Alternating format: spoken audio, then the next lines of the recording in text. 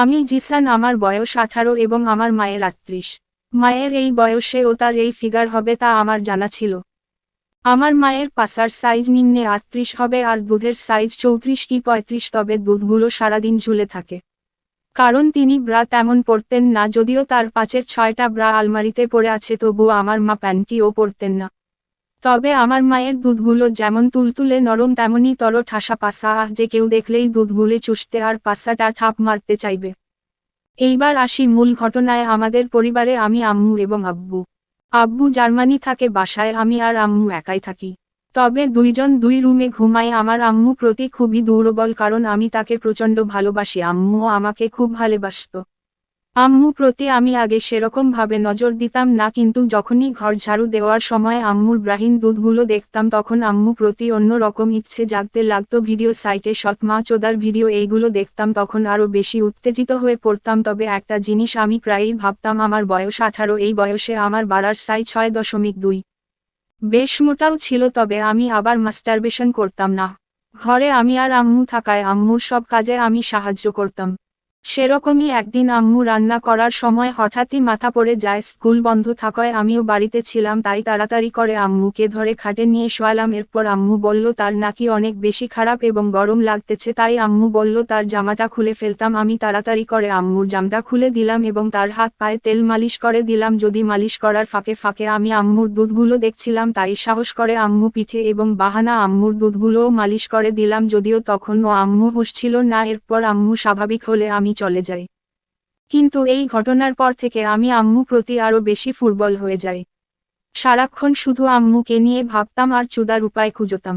তবে আমার আব্বু আম্মু কিন্তু অনেক চোদনখোর মানুষ। আব্বু সাধারণত 1-2 বছর পরপর বাড়িতে আসতো, তখন সারাদিন রুমে দরজা বন্ধ করে কি যেন করতো, যদিও কোনোদিন আমি তাকিয়ে দেখি নাই, তবুও বুঝতাম ওই গুলাই করেতেছে। একদিন রাতে এমন এক ঘটনা ঘটে যার অপেক্ষায় আমি ছিলাম। তখন রাত 12 হবে, আমি পড়া শেষ করে মোবাইল আনার জন্য আম্মু রুমে যাচ্ছি, তার কারণ সামনে আমার পরীক্ষা, তাই এখনো নিজের মোবাইল নাই, মোবাইল আম্মুরটাই ব্যবহার করি। আমি যখন ফোন আনতে রুমে যাই, ভুলবশত আম্মু রুমের দরজা বন্ধ করতে ভুলে গেছে। গিয়ে দেখি যে আম্মু আব্বুকে তার তুলতুলে নরম দুধগুলো আর ভোঁদাটা ফাঁক করে দেখাচ্ছে। আমি দেখে তো পুরোই অবাক। আম্মু যখনই এইটা লক্ষ্য করলো তখনই কিছু না বলে আব্বু তার উলঙ্গ দেহ দেখাচ্ছিল। আমি তখন আমার রুমে বসে লজ্জায় মাথা নিচু করে বসে আছি। তখন আম্মু আসলো আর বলল, দেখ আব্বু, তোর বাবা আমার দেহ দেখতে চেয়েছিল, তাই আর কি করব, আর আমি দরজাটা বন্ধ করতেও ভুলে গেছিলাম। দেখ বাবা, তুই যা দেখেছিস সব ভুলে যা।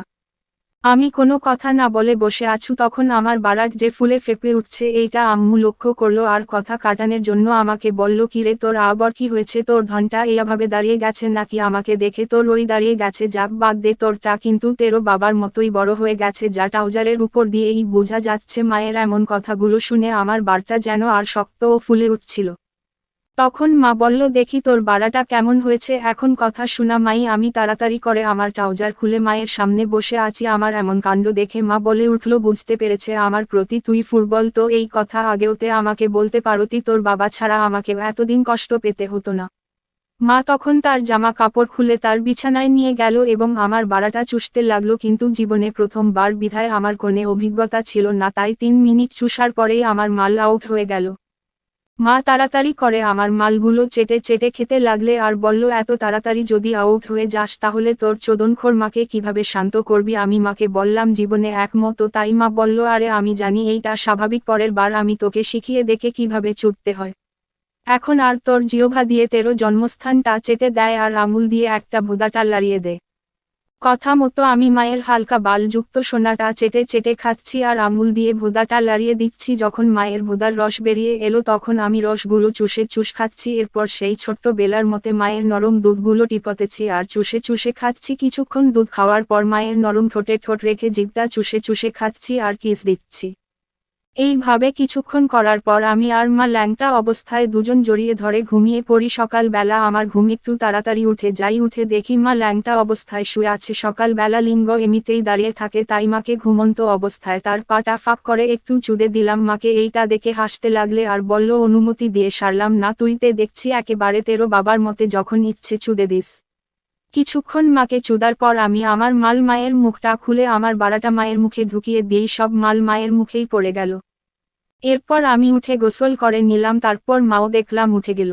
এরপর আমি স্কুলের যাওয়ার জন্য রেডি হতে থাকি, তখন আম্মু বলল আজকে রাতে হবে তেরোর সাথে আমার দ্বিতীয় বাসর, রেডি থাকিস, কিন্তু আমি তোর জন্য কিছু মেডিসিন নিয়ে আসবে আর তুই লেজারে বাড়িতেও চলে আসিস। এরপর আমি দুপুর বেলা স্কুল থেকে বাড়িতে এসে মায়ের সাথে খাওয়া দাওয়া করে মোবাইলে গেমস খেলছিলাম। এরই মাঝে মাও আসলো আর বলল তার দুধগুলো নাকি একটু মালিশ করে দিতাম। আমি ওই মালিশ করেছি যে মায়ের নাকি অনেক বেশি ভালো লেগেছিল, তাই আমি মাকে ল্যাংটা করে তার দুধগুলো মালিশ করতে লাগলাম।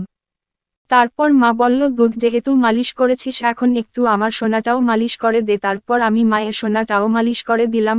মালিশ করা শেষে দেখলাম মা ঘুমিয়ে পড়েছে, তাই আর মাকে ডাকলাম না। মায়ের দুধগুলো একটু চুষে আর ভুদাটায় একটা চুমু দিয়ে আমি গেমস খেলতে লাগলাম। বিকেলের দিকে আমি মাকে জাগিয়ে দিয়ে আমি ফুটবল খেলতে চলে গেলাম। এর মাঝে মাও কাপড় পরে নিল আর বলল তাড়াতাড়ি চলে আসতে। সন্ধ্যার দিকে আমি বাড়ি ফিরে হাত মুখ ধুয়ে নিলাম, তখন মা তখন এক গ্লাস দুধ আর 2টা সেদ্ধ ডিম দিয়ে গেল আর বলল খেয়ে শক্তি বাড়িয়ে নে, আজ তোর মায়ের ভুদা চুটতে চুটতে লাল করে দিতে হবে।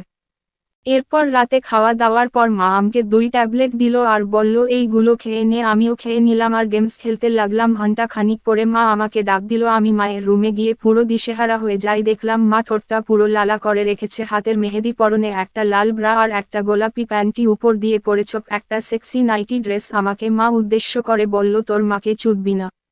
এরপর আমি মায়ের উপর ঝাঁপিয়ে পড়লাম আর মায়ের ঠোঁটগুলো জন্তুর মতো চুষতে লাগলাম। মা আনাকে শক্ত করে ধরে রয়েছে। এরপর মায়ের বুকের নরম মাংসগুলো চুষতে লাগলাম। তারপর মা আমার বাড়াটা হাতে নিয়ে 2 ফোঁটা তেল দিয়ে চুষতে লাগলো। কিছুক্ষণ চুষার মা আমার মাথাটাকে তার সোনার ভিতর চেপে আমিও মনের আনন্দ চুষতে লাগলাম। কিছুক্ষণ পরে মা বলে উঠল আর চুষিস না, এইবার বাড়াটা আমার ভেদার ঢুকা। এরপর আমি মায়ের 2 পা ফাঁক করে বাড়াটা যেই ঢুকালাম অমনি মা চিৎকার করতে লাগলো, আহু শব্দ করেই যাচ্ছে। 10 মিনিট এইভাবে চুদার পর মা বলল একটু বারাট চুষে দিই, তাই মা আমার বারাট হাতে নিয়ে চুষতে লাগলো। এরপর আবার মাকে ডগি স্টাইলে চুদলাম, তারপর মিশনারি পজিশনে।